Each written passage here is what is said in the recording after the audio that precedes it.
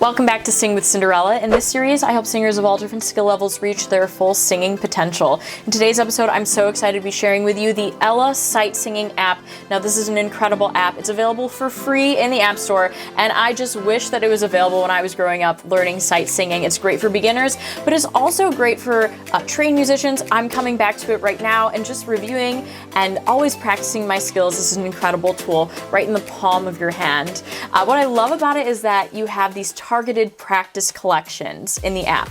So you have intervals if you just want to practice intervals, triads, scales, arpeggios, melodies, tunes, and if you're in high school right now and you're training for the AP exam, for example, you have a targeted collection where it's going to mimic the questions that you're going to see on the exam. So it's really perfect to practice for that. If you are a beginner, you can go on the path. You're going to start from the basics. It's going to be more stepwise motion, 4/4 time, and then you're going to progress into the different levels. They're almost like 130 levels right now, and they're constantly updating the app, adding more levels. But what I love about the app, how they frame it, you're always rewarded for your accomplishments. It almost feels like you're playing a game. You can also actually link your account to the Game Center in Apple and put yourself on the leaderboard and challenge family and friends. For me, I just like to challenge myself, and I play around with it on my own, and it truly feels like that. It feels like I'm playing. I'm just going through the path and I'm getting these stars. It's like the app is leaving breadcrumbs. I feel like a little bird following breadcrumbs, going through my progress, and it's really exciting, and I feel very encouraged in the app. I also love the visual aesthetic of the app, but more on that a little bit later. If you're excited about this video, go ahead and give this a thumbs up. I'm gonna go through the app, and I'm gonna give you some advice going through it, how to best utilize it, and make the most out of your practice in sight singing through this app. So go ahead and give it a like, subscribe to my channel if you haven't already, and let's get into the details. All right, now we are in the app. Join me over here and you can follow along on my screen as I go through the app. So I'm going to start with path since we just talked about that, and we're going to go through breadcrumb number 1, which is level number 1, just on the very beginning of the path. So I'm going to click on level 1, and we have play and we have practice mode. So practice mode is just going to give you the examples, but play mode is going to be where it's going to be testing you. Let's go into play mode. And so this is example number 1. We have do and then we have do, 2 do's. The solfeggio syllables are written underneath the notes because that's the setting that I have put on. So right now it's on movable do, and I can go to the settings up here. And it'll give you some options. So the notation, you don't even have to have it in English. It's also available in German, Japanese, and Neo-Latin. You can also do different clefs. So if you only want to read treble clef in your examples, then you can just click on treble. If you want to have both, like I do have right now, I have treble and I have bass. So that's an option for you. And then we have our note name setting over here. Right now I have it on movable do, which I talked a little bit about before. And that's how I have the notes, and then I have the syllable underneath it. That's the setting. So you also don't have to have any, and you can really challenge yourself. You're just going to see the notes as it gives you an example up here. You can look on the screen, and that would be for a more advanced sight reader. I recommend, and try and do it on a neutral syllable and really test yourself. For more of a beginner, I would do movable do or fixed do as more of a challenge. If you're used to that system, try fixed do. Neo-Latin, it's do, re, mi, fa, sol, la, C, do. The 7th scale degree is C rather than T.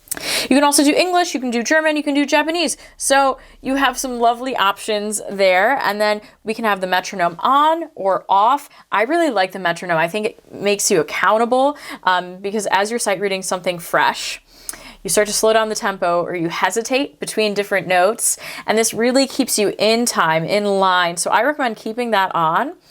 And then we have the tuner, where it's going to show the fluctuations of the pitch as you are singing them live, which is a really great tool. So finally, we have the mixer setting on the bottom, and that's going to control your volume of the voice and the keyboard when you're in playback, when you're being in the test mode in the app. Every time you do an exercise, it'll record you. And some notes might be highlighted in red. That means you sang them incorrectly. They were the wrong pitches, or they were too off.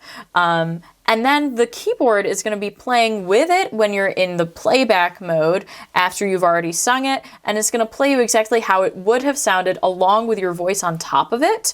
So you can compare and differentiate, oh, was I too low or was I too high on this note? So with that volume, you can play around.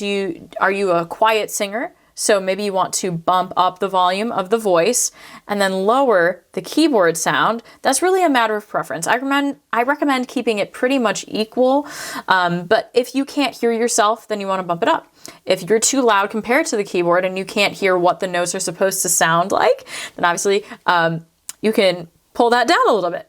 So it's really a matter of preference. Play around with what works for you.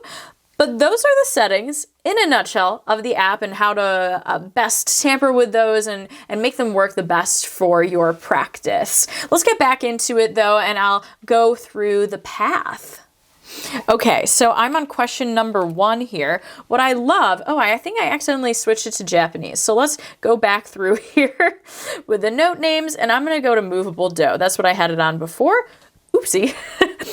So it plays the tonic for you. And I'm gonna raise the volume here. Tonic do. And I'm gonna go ahead and record it so I can show you how that looks like. It's giving me the tempo. Do, do.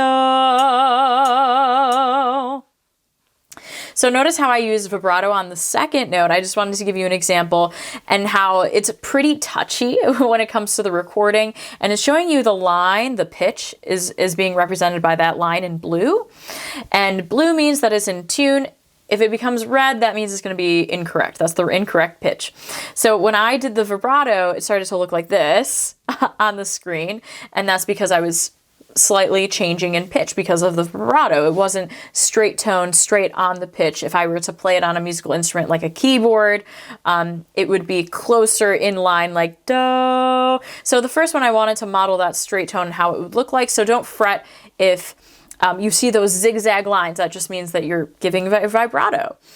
All right, for this one, I'm going to purposely mess up so I can show you how that looks like. We have do to re, but I'm going to sing do to mi on purpose. And let's see what happens. Count in, breath. Do, mi. So obviously it's re, and I sang mi, and that's why I have a 25 score.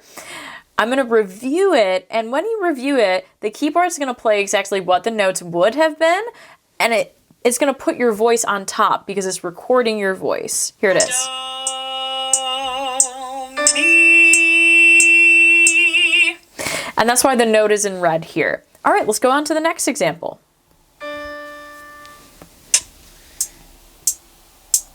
Re, do. So as you can see with this one, it did not give me the starting pitch, but it gave me the tonic. And so you'll have to know for yourself that you're not actually starting on that pitch that it's giving you. So it makes you think a little bit.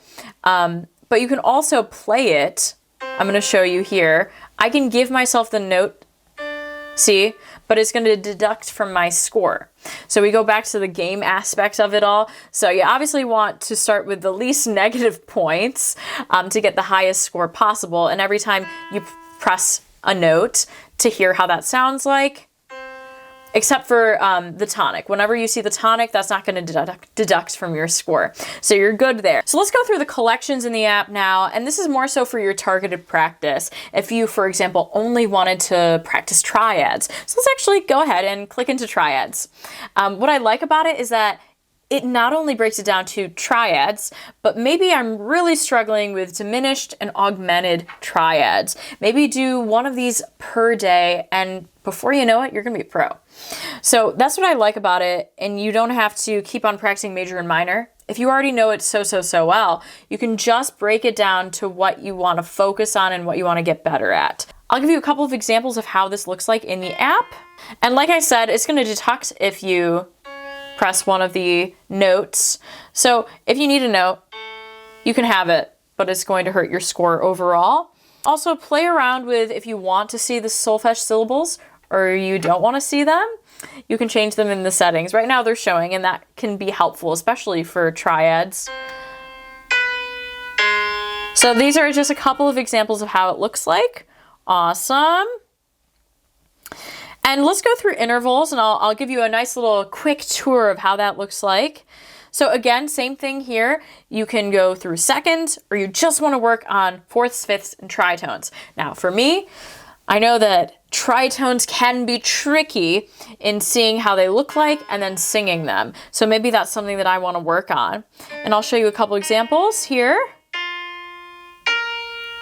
And then we have scales, major, minor, ascending, all the way to Phrygian, Locrian ascending, pentatonic, blues ascending, really a little bit of everything. So if you're a jazz player, maybe you're doing blues. If you're a singer, you just want to learn harmonic, melodic, ascending, Ionian, Lydian, Mixolydian, really testing your ears. I think that scales are really, really great to test your ears and grow in that regard, not only being able to read music, but also knowing the scales. I like to be in practice mode just to review, okay, how does that look like again? And then I go through and practice specifically for the scales. And then here is how Aeolian and Dorian looks like. So this is the practice. And now I'm going to actually play it. So now it's going to test me, and I'm going to purposely not sing it so I can show you how that looks like and how it can be helpful to have the keyboard. Bum, bum, bum, bum, bum, bum, bum, bum. So clearly I didn't sing the scale, I just sang a major scale. And then it's going to highlight the notes that you need to work on, and now I'm going to review it. That was E flat, Aeolian. It's going to give you the title of the scale too.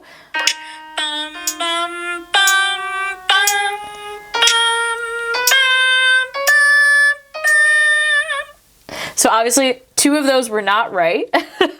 And I purposely did that so I can show you. And that was a 62 score. That's pretty good. It's pretty good. I did get some of the notes, but I didn't get what makes it an Aeolian scale. All right. And there's just more examples. Also, just note that you can change the tempo. You can change the metronome by going up here on the top left-hand corner almost, and you can adjust the tempo. Right now it's at 60 beats per minute. Let's say I want to go that in a half. So 90 beats per minute. And so maybe for some of the easier examples where you know how to do them, that you know how they sound, but you still want to go through them just as a refresher, you can take those a little bit faster at maybe 1.5 speed, which is going to be 90 beats per minute. And then for more of the more difficult ones, just put it at 60 beats per minute, or even slow it down further, 45, 30 beats per minute. And then we have melodies. So these are examples that could sound like music, like do, re, mi, re, do, something like that. I'll actually show you a couple examples. And with this one, you can go through different levels. Let's do minor level 3, for example. And that's how some of the examples will look like for that. Let's go back to melodies though. And I'll just show you how it's just simple melodies that can sound like music. They're not always stepwise. So here it is. I'm going to give myself that tonic one more time. And remember, it doesn't always mean it's the first pitch. For this one, it is not. But I'm going to play it one more time. Do. And then from that, I'm going to find the first pitch, which is mi. Do, re, mi, mi. Okay. Tempo. Mi, sol, do, re, mi. Let's go on to another example. So, yeah, they're pretty simple. This is just level 1 and it's also major. But start with these and then gradually work your way up. Try one every day. Work on what you need, depending on what your goals are and where you're struggling most. And soon you won't be struggling. You will be flying, soaring, flying, and you'll feel great about sight reading. Tunes is pretty similar to melodies. The melodies are made up, but the tunes are existing tunes that will be in your mind, but you don't necessarily know how they look like. And I love these light bulb moments because you'll see them on the screen, you're looking at the notes, and then you start to sing them, and you're like, oh, that's Hot Cross Buns, or oh, that's Mary Had a Little Lamb. I know that one. And it's just a really nice light bulb moment to come to those. They have nursery rhymes, there's pop, and there's classical. I'll show you a couple examples of how those look like. And then it'll also tell you, it'll reveal it when it's testing you, when it's in playback mode. It'll show you what the song was. So for example, Hot Cross Buns. What did I tell you? I'm a little teapot. Did you know how that looks like with notation? Now you do. Really nice nursery rhymes there. And then we have pop music. I'll show you a couple examples. We will rock you Billie Jean. Surfer Girl. And again, different keys and different time signatures to really test your knowledge as you go through it. And then some classical ones. Great fun with classical. Twinkle Little Star. That's good. That's good. And then our last collection, last but certainly not least, we have our AP exam. You can click into that and it's going to mimic the questions that you're going to see on the exam. You can target it, your practice towards just working treble clef, just working bass clef. You can even go into test mode. Really great stuff here. That about sums up the Ella sight singing app. I'm so glad that I came across this app in the Apple Store, and it's really incredible. It has a little something for everyone. I feel motivated, I feel energized about sight singing, and it's making this kind of stressful thing seem so light and fun, and it feels like a game. That's what I love most about it. So thanks so much for watching this review. I really hope that you enjoyed it, and maybe you're downloading it as we speak. If you enjoyed it, please give this video a like down below. Click the bell for notifications, subscribe if you haven't already, and I hope to see you next time on Sing with Cinderella.